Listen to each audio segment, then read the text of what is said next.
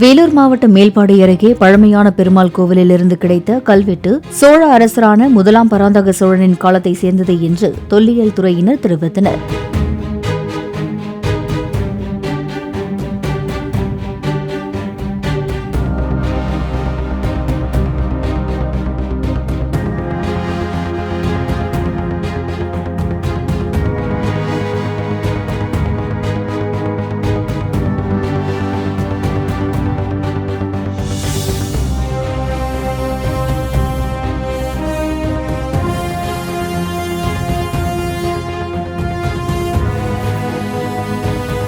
இப்பகுதியில் வீரநாராயண பெருமாள் கோவில் கட்டப்பட்டிருந்தது எனவும் வியாபாரிகள் அதிகமானோர் வசித்து வந்ததாகவும் கல்வெட்டில் குறிப்பிட்டுள்ளதாக ஆய்வாளர்கள் கூறினர்.